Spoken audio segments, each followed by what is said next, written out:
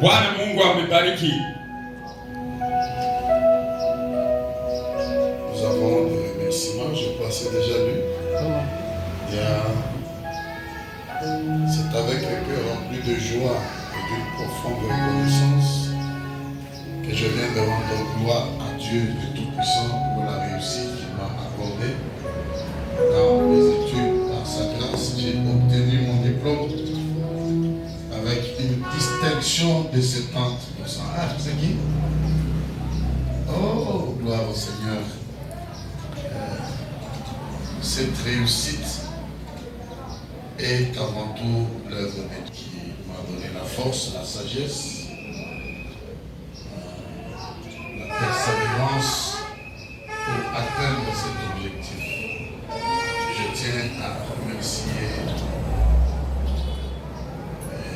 notre pasteur pour les prières, ses conseils, ses encouragements et son accompagnement spirituel. Merci d'avoir été un guide et un soutien au long de mon parcours. Que le Seigneur continue à vous fortifier, à vous accorder une profonde santé et à bénir abondamment votre ministère. J'ai adressé également mes remerciements à toute l'Église Rouge-Gorge pour nombreuses prières. Je vous adresse une reconnaissance toute particulière à mes très chers parents. Merci pour tous les sacrifices consentis afin de financer mes études, pour votre soutien matériel, financier, surtout pour vos prières qui m'ont encouragé à chaque étape du parcours. Que le Seigneur vous bénisse abondamment. Votre sœur Biuma Jemima, et il a déjà chanté. Est-ce qu'on peut l'applaudir?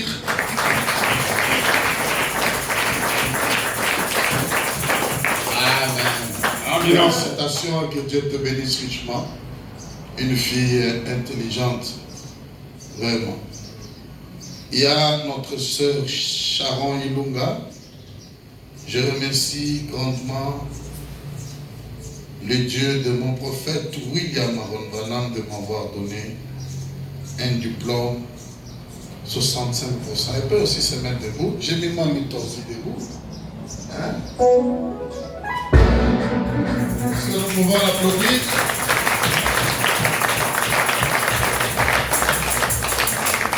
Elle dit que son Seigneur soit loué à jamais.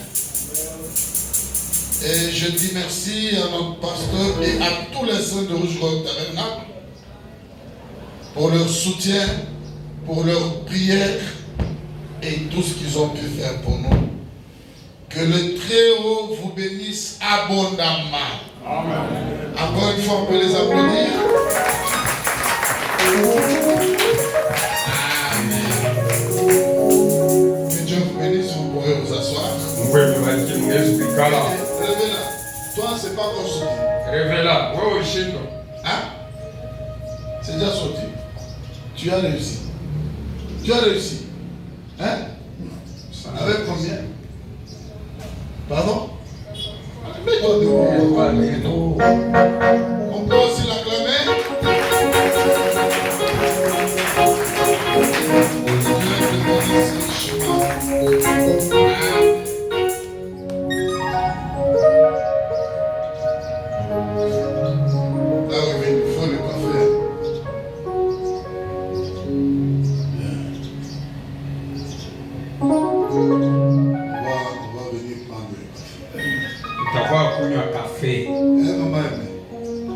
Mama aimée.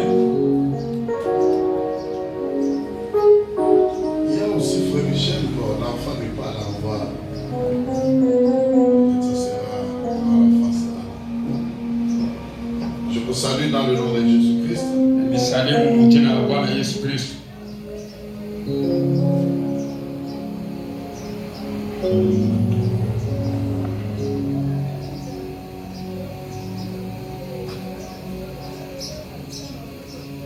Je vais un peu répondre quelques questions. Tajibu ya kwanza ulizo moja. Pour le problème de dimanche là, j'ai donné certaines des réponses que j'ai pu donner. Juu ya ile mambo ya mjuma nilileta majibu ili niweze kuleta.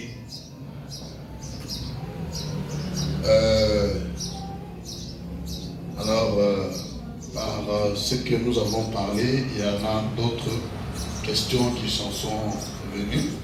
Kupitia vile tulisema huku maulizo ingine inaongezeka. Oui, le frère pose la question. Ndugu anauliza. J'ai dit que le dot, la dot, je veux dire, Mimi nisema mali, napenda kusema vile. C'est un signe de reconnaissance. Ni alama ya kutambua sema na wao mtoto wa wenyewe.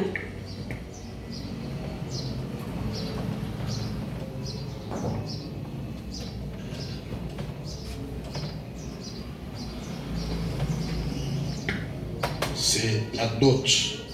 Ni mali.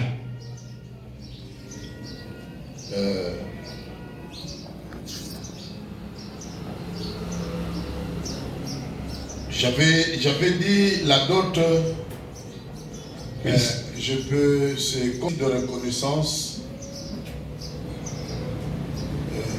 des deux familles, la famille de la sœur et du frère. On peut venir, on dit bon, c'est quelque chose de reconnaissance, vous avez été avec l'enfant, vous avez éduqué l'enfant, bon, tout ça, et alors je donne la dot, tout ça. J'ai trouvé le mot dot dans la Bible. Allez me chercher dans le message la dot, vous n'en trouverez pas.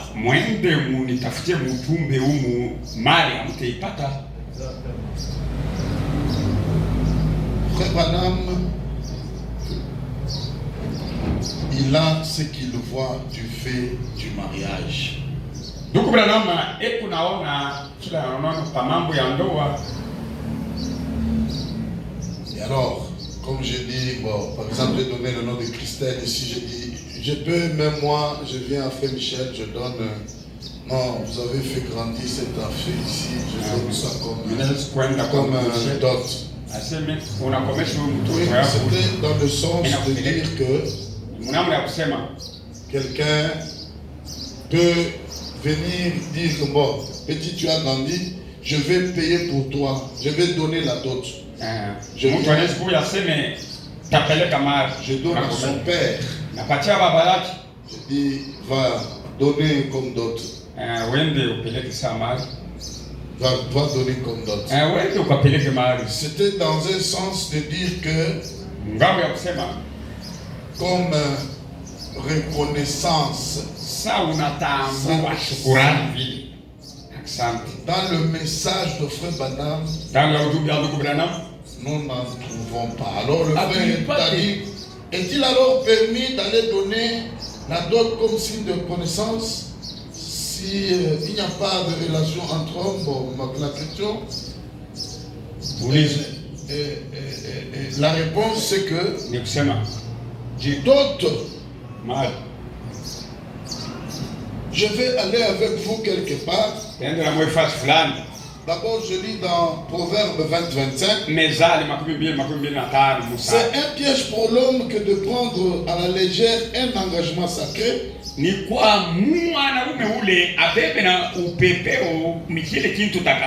Reprends. C'est un piège.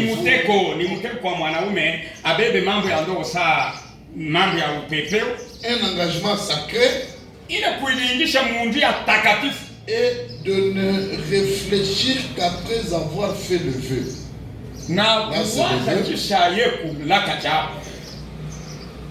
Et il est dit que le mariage doit être honoré de tous.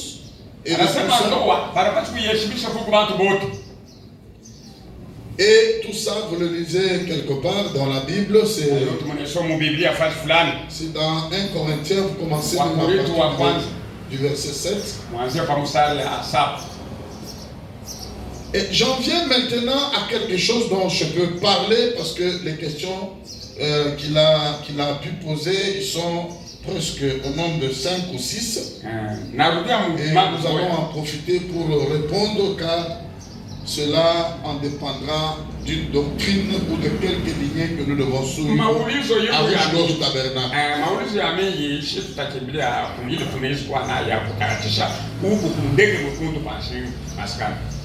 J'ai ma fille. Vous avez une fille. Et que on vient l'épouser. On vient faire le choix. Je n'ai pas à revenir là où je vous ai lu la citation. Où j'ai pu dire, Branham parle de la fréquentation.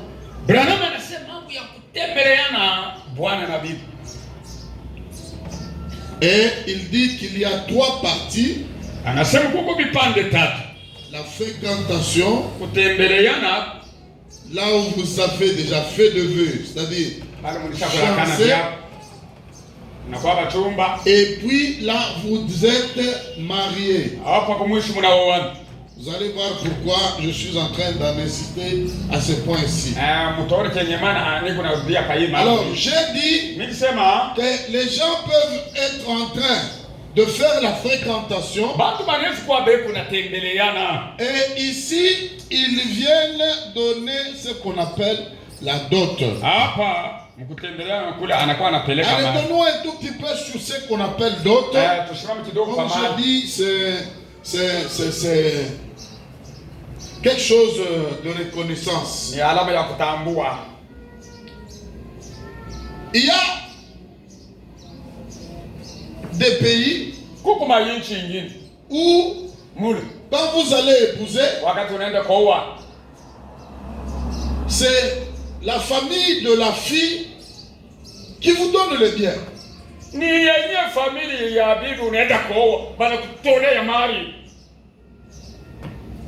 y a des temps, bon peut-être que beaucoup n'étaient pas nés, dans les années 90, on était en train de voir des frères qui traversaient vers l'Angola et ils partaient de l'autre côté. Ils traversaient l'océan. Ils allaient dans des pays comme Brésil. Et là, il y avait des frères et sœurs et des sœurs qui n'avaient pas de mari à leur épouser dans le message, bien sûr. Et là-bas, quand tu vas, tu épouses. Le papa de la fille, il peut te donner toute une plantation. Il peut te donner n'importe quoi. Et il n'en exige rien à vous et vous êtes ce que vous avez dit. Il y a un pasteur, on est venu, on a demandé la dot. Pour demander la dot, il a demandé une Bible. Donnez-moi seulement la Bible. C'est un pasteur que je ne peux pas citer. Il a demandé la Bible. Il y a un ami, lui, il a demandé une paire de chaussettes. C'est dans ce sens où vous comprenez que la dot, c'est quelque chose. Donc on n'en fait pas ça comme si c'est ça le mariage. C'est dans le sens où j'insiste. Là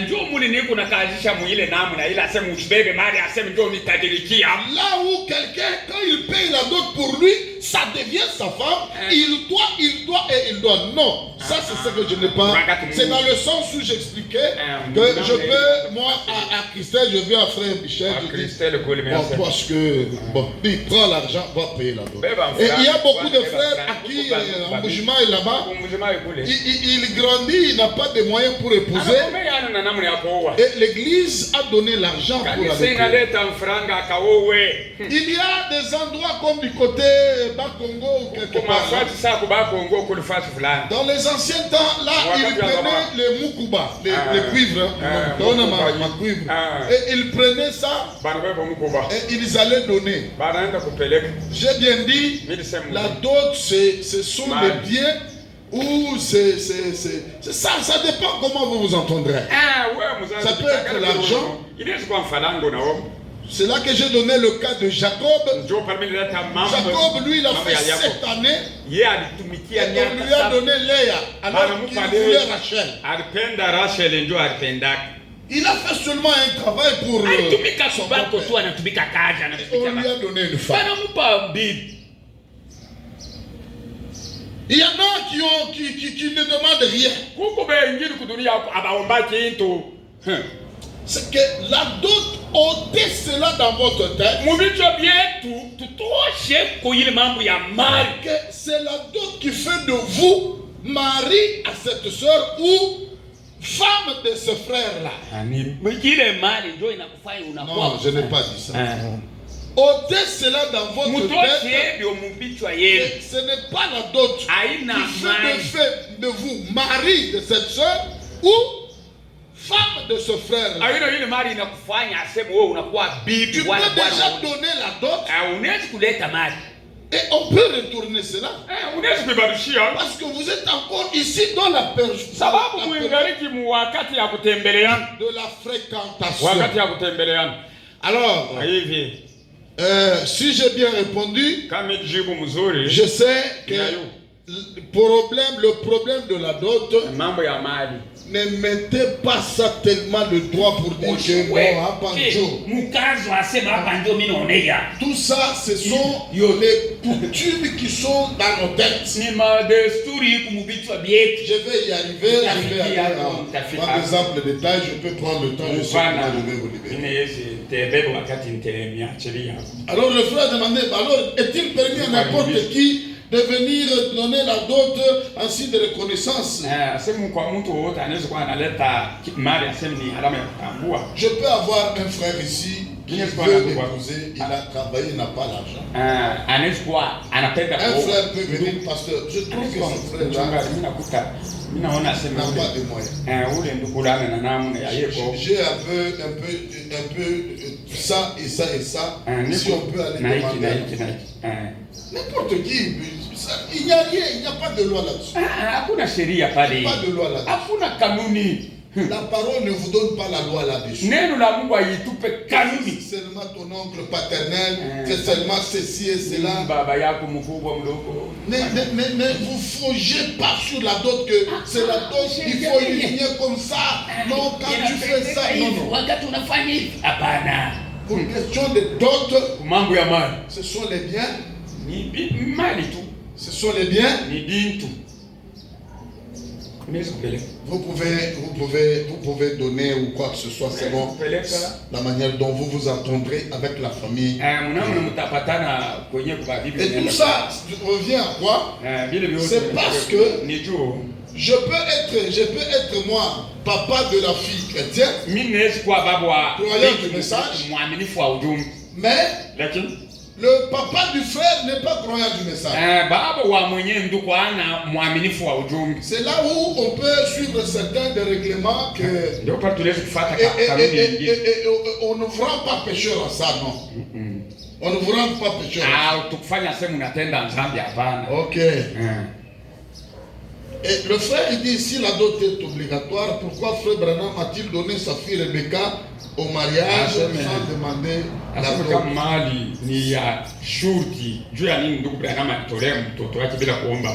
Parce que pasteur, vous avez dit que vous avez le droit d'aller chez un frère et de donner la dot à leur fille. Je peux aller. Le frère, il veut épouser, il n'a pas de moyens. Je peux donner l'argent. Bien sûr, en entente avec le papa. Il n'y a pas de mal à ça. Il n'y a pas de mal à ça. Ne trouvez pas le mal en cela. La dot, deux familles peuvent s'entendre. Donnez-nous du sel. Non, donnez-nous du sucre. Là, chez les Bas-Congo, là, il y avait le cuivre, on donnait le sel, le cuivre, une vache, ou soit une chèvre. Et on mange là, et peut-être trois casiers de Lutuku, trois bidons de Lutuku. Et toute cette histoire-là, et on donne, et c'est alors, ça dépend d'une famille et de l'autre. Oui, frère Branham n'avait pas demandé la dot à Sarah.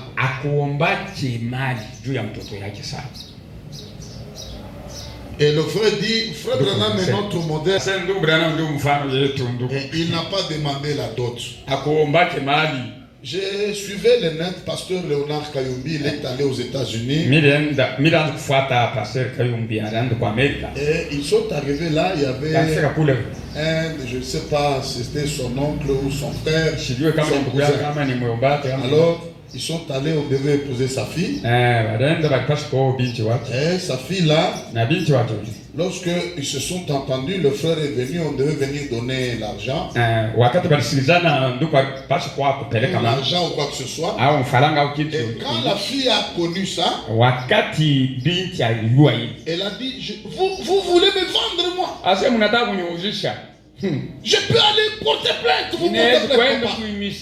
Moi, je ne suis pas une marchandise. Je ne suis pas une marchandise. Et c'est eux chez eux là-bas.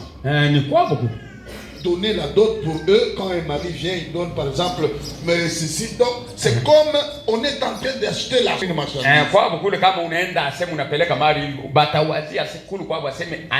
Ce n'est pas seulement Rebecca. La citation que tu as donnée de l'histoire de ma vie de 59, lis un peu, commence même à partir de 90. Tu vas jusqu'à 100 à 150. Montrez-moi où Frère Branham lui-même a donné la dot. Même Frère Branham n'a pas donné la dot. Quel est son nom? Non, le papa de Doc. Charlie Argon, si c'est comme ça. Il n'a pas donné la dot. Il est allé demander. Il dit, papa, vous voyez, parce que la maman de Hope, elle ne m'aimait pas. Et alors, Frère Branham a écrit une lettre et il est allé donner. Et il a mis quelque part dans le boîtier là.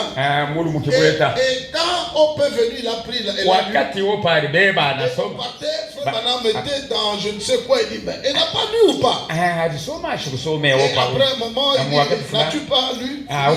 J'ai lu.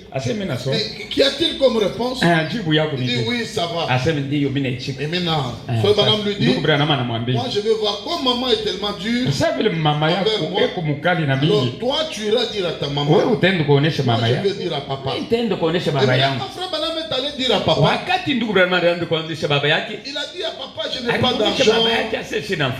Et papa lui a dit, ce n'est pas l'argent qui fait le bonheur ou quoi que ce soit. C'est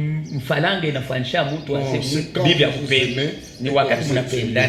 Et Frère Branham lui a monté les mains. Il a dit que mes mains seront calleuses à cause d'aller nourrir cette fille. Montrez-moi où Frère Branham est allé donner à Charlie l'argent. Il n'y en a pas. C'est là que même pour ces filles, vous lisez nulle part où Frère Branham a réclamé la dot. Il n'y en a pas. Il n'y en a pas.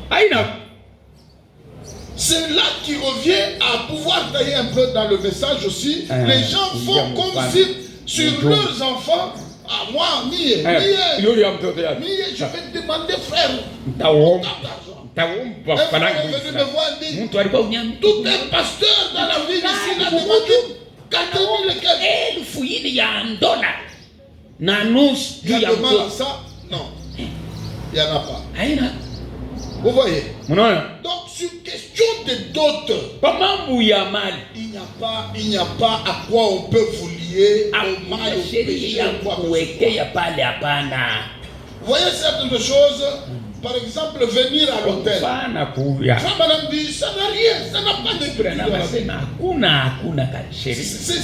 Ce sont les méthodistes qui ont amené ça. Ni bashi kuringa baribile. Mais Branham a adopté ça, il a dit que ça devient comme une doctrine pour nous. Oui, on peut apprendre. Branham anakubali asema inapaswa kwa mafundisho juu yetu. Il a accepté cela. Alichitia hayo. J'ai la Bible ici, ou la Bible. Hapa. Vous avez la fille ici, Dina, Muko na binti dans huyu Genèse 39. Mwanzo 39. Dina huyu. Lorsque Abraham et sa famille étaient quelque part, Wakati Ibrahim na familia walikuwa fasi il y fulani. a eu Sichem, l'enfant d'un certain roi qui est venu la souiller. Mpaka Sichem mtoto wa mfalme fulani alikuwa kumchafua. Et maintenant, Sichem, comme il aimait tellement Dina, Sichem vile alimpenda zaidi Lina. il est allé demander qu'on lui donne n'importe quelle dot pour Dina, il aura à payer cela. Hata bamuombe mali kani kuba Dina, ye atalipa hayo. Il dit que je trouve grâce à vos yeux. Asa napata nami kwa macho yenu. Et je donnerai ce que vous me direz. Nteshimia paka bili mutenyambi. Exigez-moi une forte dot et beaucoup de présents. Muniombe mali mingi na vitu bile Et je binastahili. donnerai ce que vous me direz. Ntalete bile Mais mutenyambia. accordez-moi pour femme cette jeune fille. Munipe bibi huyu binti huyu. Écoutez, Jacob, quand ils sont allés, ils ont dit non, pour vous donner notre fille, vous devez vous circoncire. Et tout ça. Et quand ils se sont circoncis, tous les mâles de la ville, et ils ont été faibles. Et Siméon, Lévi, ils sont entrés. Ils ont tué tous les mâles et tout. Et ils ont pris Dani, ils sont partis avec eux. Et après, ils sont arrivés. Jacob, il regarde et dit, pourquoi vous me troublez comme ça? En me rendant odieux aux habitants du pays. En me rendant odieux aux habitants du pays. Kunyonesha muntu mubaya. Aux habitants du pays. Aux Cananéens, aux Phérésiens. Je n'ai qu'un petit nombre de gens. Ils se rassembleront contre moi. Ils me frapperont et je serai détruit. Moi et ma maison. Écoutez la réponse. Ils répondirent, Siméon et Lévi. Traitera-t-on notre soeur comme une prostituée? Traitera-t-on notre soeur comme une prostituée? Donc, au vrai sens, il est allé la prendre et rester avec Dina comme une prostituée. À cause de l'acte qu'ils ont posé. À cause de l'acte qu'ils ont posé. Pourquoi l'a-t-il considéré comme cela? Et il commence à demander la dot.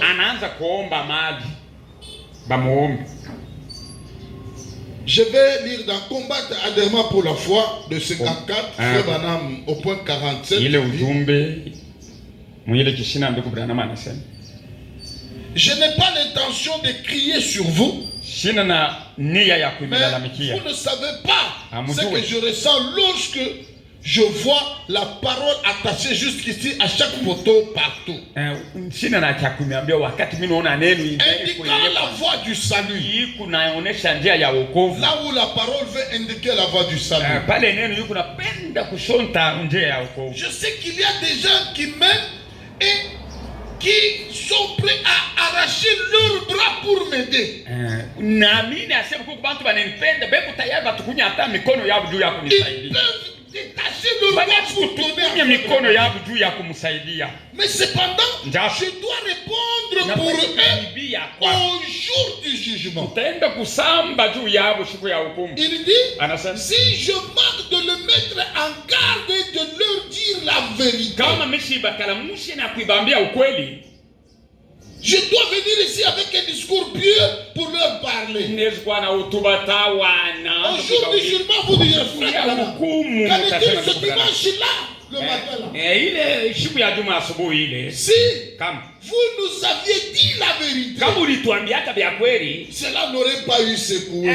hivi havikupashi kuituangalisha. Madame dit, Ndugu brana ma. des gens qui sont ici, Bantu capables de pouvoir me donner leurs bras, couper leurs bras et me donner. hata mikono na kubana vile Qui yinisaidi. aimait Frère Branham. Bah. Mais cependant, il avait le droit de leur dire la vérité. Alikuwa na mapasi ya kuibambia ukweli. Et c'est pourquoi Ndio kwa maana le problème du mariage et du divorce mambo ya ndoa na kuoa a toujours été de tous les temps une question opineuse.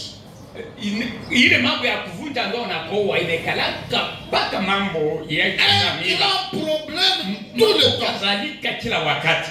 Partout. Ça a toujours été un grand problème. Inekala mpaka Les mambo. vrais serviteurs de Dieu, Watumishi wa Mungu baba ça yako. a toujours été pour eux une question opineuse. Inekalaka mpaka kwa ulizo ya Les miba. conducteurs du peuple de Dieu, Bakongoza bantu ba Mungu. ceux qui ont la crainte de Dieu, Bali beko naogopa Mungu. et s'étant consacrant leurs décisions pendant toute leur vie. Banatoa mipango yabo maisha yabo yote. Et maintenant, mes amis, Sasa barafiki, quand vous voyez dans la vie, wakati unaona maisha il y a quelque chose huko kitu fulani de très grand. ya Prenez-moi vraiment au mot et soyez tellement attentifs. mfuate na utakatifu. Il dit, Anasema vous devrez un jour rendre compte de tout ce que vous avez pu parler, la manière dont vous conduisez le peuple. utende kusamba juu ya namna ile uliongoza bantu kudunia. Si vous traitez ce problème à la légère, Kama unabeba hii mambo na bupepeo. William Branham dit, William Branham anasema c'est dans la crainte de Dieu et le respect de la parole ni mkongopa Mungu et na dans heshima la yake. prière que Maombi vous vous mettez au Seigneur pour lui, unelitoa kwa Mungu juu yake. le juste juge, Muamuzi wa kweli. vous inspire à suivre dans la conduite. Anakusukuma ufate uongozi. Et dans le mariage et divorce, c'est là où il déclare cela. Ni mkuu na kuvunja ndoa ndio mla anasema hivi. Et Frère Branham dit dans ce message Branham anasema ndani ya ile que ujumbe. Moïse a affronté ce même problème Musa alikutana na hii mambo au point qu'il a donné la lettre de divorce à une femme qui est têtue, qui ne coûte pas. hatua ya kusema akatala umpatie mwanamke uvile Donner la naye lettre de divorce. umpatie barua ya kumkatala. Afin de lui permettre à cette femme de contracter un autre mariage d'ailleurs. Hivi ule mwanamke baenda bakamuoe kundoa ingine fashi ingine. Qu'elle aille ailleurs. Aende fashi ingine. Paul aussi a rencontré le même problème. Alikutana na mambo moyo moyo. Il a croisé le même problème. Alikutana na mambo moyo moyo. Et il a reçu une permission spéciale du Seigneur Alipata uruhusa ya vya kweli ya kutoka huko Bwana. pour aller avec des gens comme cela et leur donner la conduite selon la parole. Na kubapatia uongozi kufuatana na neno. Et il parle du non-croyant. Si quelqu'un a pris un non-croyant et un non-croyant, il dit il faut que vous restiez en paix et restez ensemble dans 1 Corinthiens 7:14. Aujourd'hui, nous sommes confrontés au même problème. Au même problème. Dans ces derniers jours, il y a des unions qu'on appelle mariage. Des unions qu'on appelle mariage. Mais en réalité, ce ne sont pas des mariages. En réalité, ce ne sont pas des mariages. Vous voyez, j'énumère un peu un premier point. Je peux avoir tout le monde ici ou des gens qui viennent étant païens. Dans notre petite église locale, je reçois deux frères ou un couple de deux personnes, tous ils ont été païens et ils viennent ici. Mara nyingi minaweza kupokea kwa ndoa mandoa mbili balikuwa bapagano na banakuya kuamini hapa. Et vous pouvez trouver un couple, l'autre est païen, l'autre ne l'est pas. Unaweza kukuta bwana ni mpagano, bibi ana mpagano. Et le troisième cas, Mambo ya tatu, c'est tous les deux qui sont chrétiens wote bawili ni ba Kristo hapa. et qui viennent ici. Na banakuya hapa kila siku. Et tous ces deux personnes-ci, Abantu bawili hapa. ils peuvent venir ici à Rouge-Gorge quand même. Banachukua hapa mundeki mwekundu pasha maskani. Ils ont été païens. Balikuwa hapa pagano. Est-ce que vous m'écoutez bien? Mnifuata mzuri barafiki. Ils ont été païens. Balikuwa hapa pagano. Ils viennent ici, Banakuya. ils donnent leur âme à Christ. Banatolea manafsi yao Kristo. Dieu Mungu leur sanctifie, anabatakasa. leur fait sortir de la boue, et les amène ici, il les sanctifie. Anabaleta hapa anabatakasa. Par sa grande miséricorde. Kwa rehema yake kubwa. Maman Kimba. Mama Nkinda. Et ils sont là, Bekupai. alors qu'ils sont baptisés, nous les appelons bien-aimés frères. Nous commençons à évoluer avec eux. Je vais arriver à quelque chose. Il y a un autre cas, un couple, il y a un païen et il y a un qui n'est pas, il n'est pas.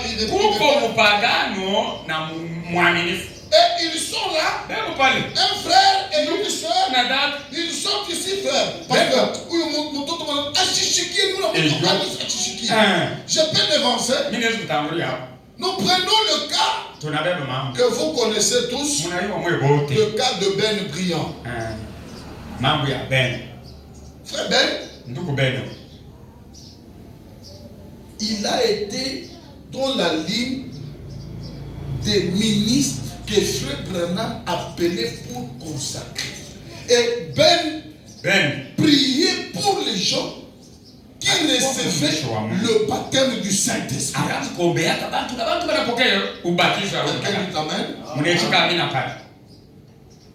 Ben, comment Ben est venu? C'est le deuxième cas que nous avons. Ben croyant, mais sa femme ne croyait pas. Elle peut venir. Il est maman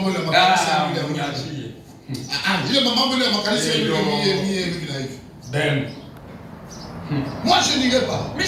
Frère Branham, regarde cette soeur. Regarde. Ben a divorcé avec elle.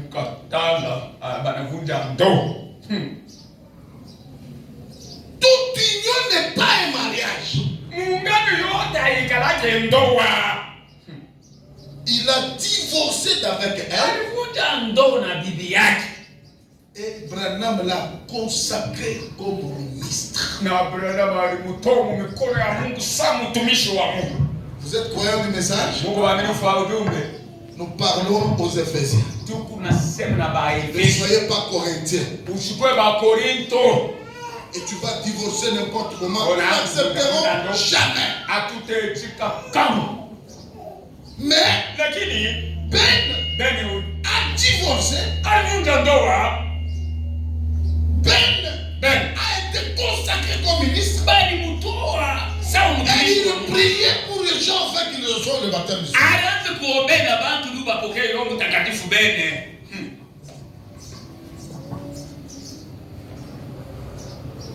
Et vous allez voir le légaliste. Comment on prend cet homme-là? Là, il n'y a pas Dieu. Vous savez, frère Ben, ce qu'il est? Vous connaissez Ben, ce qu'il est? Ben, il est divorcé. Il est divorcé Dieu de la chair. Légaliste. Pourquoi ça? Toute union n'est pas mariage. Et aujourd'hui, beaucoup appellent quelqu'un dit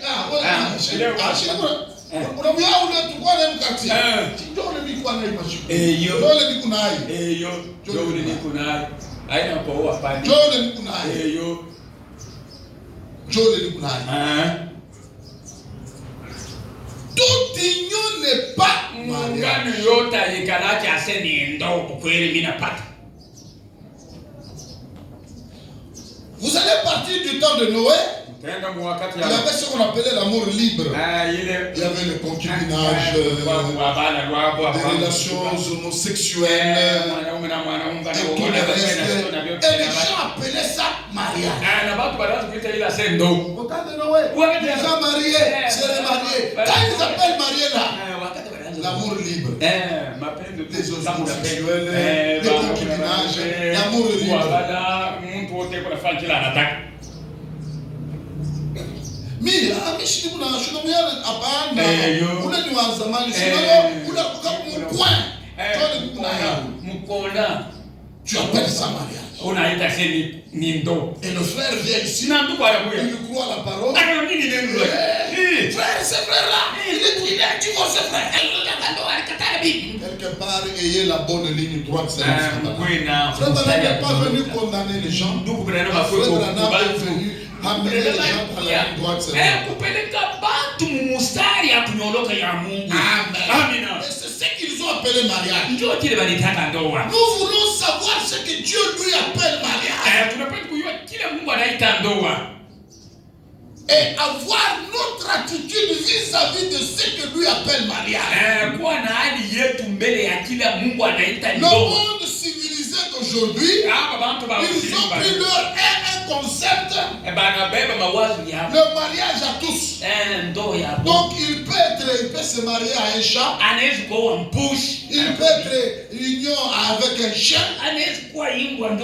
Celui-là peut prendre un arbre. Celui-ci peut avoir un véhicule comme son mari. C'est le monde d'aujourd'hui. Et cette union-là, vous n'appelez ça mariage. Vous n'appelez ça mariage. Vous n'appelez ça mariage. Ils ont la sexualité libre. Non. Et quand vous trouvez une telle union, ce n'est pas le mariage. Dieu nous a envoyé la lumière promise pour ce jour. Pour nous éclairer dans les moindres détails. Amen. Et la troisième catégorie, c'est deux frères qui sont ici. Comme on a eu Christelle et le frère, comprenons l'exemple de guerre. Léa et Moïse, ou Kinda et Justin, qu'on a marié ici. Et après, Justin il quitte, il va chercher une autre ailleurs. Là, nous avons appelé ça mariage. Et on les a consacrés. Et les voilà partir épouser une autre. Là, nous les appelons divorcés. Dieu, le divorce. Ils sont divorcés parce qu'ils ont été mariés. Et le mariage, c'est deux personnes qui deviennent une seule chair. C'est là vous le devenez quand? Vous le devenez, c'est quand vous avez arrêté la fréquentation et vous faites le vœu. Et le vœu ici, lorsque on vous trouve dans les herbes, un jeune garçon et une jeune fille, pensant l'acte que vous posez quand vous serez mariés, on appelle ça la débauche. La débauche. Et Dieu jugera ces gens-là. Mais lorsqu'on est marié, on en est marié quand? C'est quand nous faisons des vœux. C'est quand on fait le vœu. La dot ne fait pas de vous un mari à telle fille. Et le frère dans sa question, il me dit Jésus est le modèle Il dit, le mariage naturel, c'est le mariage de Christ avec son Église. Et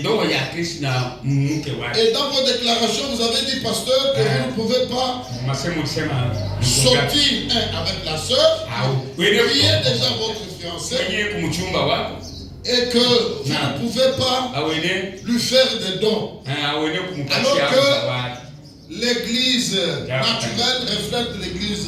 Le mariage naturel reflète le mariage. Oui, bien sûr. Ça, c'est une situation que vous avez connue. Vous lisez bien, écoutez bien. Je n'ai pas dit que vous ne pouvez pas faire des cadeaux à votre fiancé. Mais nous avons ce que nous craignons quelque part. C'est parce que déjà à ce stade-ci, il y en a qui confondent jusqu'à ce stade. Lorsqu'il a donné déjà la dot, et j'ai parlé de photos, et il commence à se tenir là. Et quand vous sortez, et vous allez sortir en ayant dans la tête que ça, c'est ma femme. Et deux corps qui se cognent. Frère Branham me dit, jamais les deux corps ne peut rester calme. Non, il y aura toujours une attraction quelque part. Et ça me tend dans la tête que j'ai payé la dot, j'ai déjà fait le vœu. Il y a risque qu'on vous trouve dans les airs avec une enfant d'autrui et précéder l'acte là-bas. Et pour cause de pouvoir avoir une discipline, demandez la permission. Demandez la permission. Je voudrais, j'ai dit à la fin, c'est pour cause de refuser d'avoir des enfants qui doivent honorer notre église, honorer le message, honorer Dieu, honorer même leur mariage, afin qu'on ne tombe pas dans des choses qui ne seront pas correctes. Qu'est-ce qui peut encore vous empêcher? Vous avez déjà payé la dot? Vous avez fait le feu? Ok, vous montez, vous descendez. Les corps se cognent n'importe comment. Je suis plus vieux que vous. Je sais à quoi vous tomberez. Et pour éviter le pire, il y a une discipline. L'enfant avec ses parents, allez demander la permission. Vous êtes pressé en quoi? Même les cadeaux dont vous voulez faire. Je n'ai pas dit que vous ne pouvez pas le faire. Mais néanmoins, demandez à votre père. Sinon, vous irez à votre chérie. Je parle. On est parents, on est aussi pasteur. Tu portes le slip, là, si ton slip, ton corps, c'est quel numéro? Alors, tu vois, là, tu achètes ça. Ça ne s'arrêtera pas là. Je suis plus vieux que vous. Ça ne s'arrêtera pas là. Ça va aller quelque part. Mais là, pour éviter le pire, c'est ça que nous vous disons avant de faire un cadeau. Parce que quand tu acceptes les soutiens, les sous-kilotes à la fille d'autrui, à la fille qui est encore, qui ne vous est pas encore donné légalement, la maman verra, elle posera des questions. Et pour éviter ça, dites à votre fiancé, dis à maman que je vais t'acheter ça. Si vous achetez des sous-vêtements et des soutiens à votre fiancé, ça ne s'arrêtera pas là. Ça sera ça va aller là-bas. Tu vas désirer quelque chose. Je dis bien, je suis plus vieux que vous. Vous voulez acheter, faire un cadeau à votre fiancé. Demande aux parents. Alors, il ne faut pas aller dans des coins. Maintenant, je dis, vous êtes mariés quand?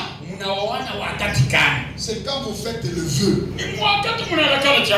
Vous lisez ça dans l'ordre de conduite et doctrine. Même dans les réponses que j'ai données le dimanche passé. Et William Branham répond avec le message de l'heure. Il nous dire, c'est quand vous faites le vœu. Vous faites le vœu. Et je parlais de vœux qui doivent être sincères.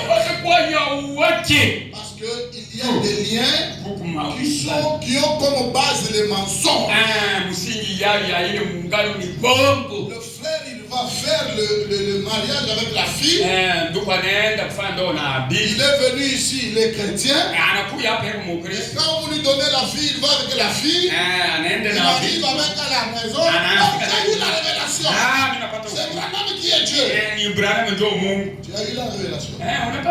Longtemps après, dans les discussions, toi tu crois que moi j'ai cru que Branham est Dieu depuis quand?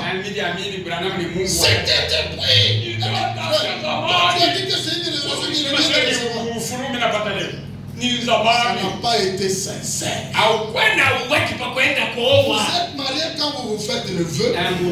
J'insiste que ces vœux doivent être sincères. Vous posez la question à la sœur.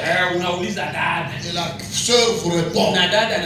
La sœur pose des questions au frère. N'ayez pas honte. N'ayez pas honte. Est-ce que tu crois que Jésus-Christ est ton Dieu? Est-ce que tu as été baptisé?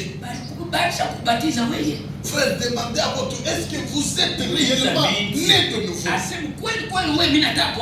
Et quand vous êtes ensemble, parlez de la parole. Laissez votre discours là. Vous risquerez de tomber bas. Et le vœu, je disais, doit être sincère. Je te serai ça, je te serai ça. Et la sœur dit, je te serai ça, je te serai ça, je te serai ça, je te serai ça. Amen. Amen. Lisez le message. Frère Branham. Je vais d'abord à quelque chose dont je vais énumérer. Frère, merci pour la question parce que ça nous permet d'instruire. Il y a les mariages.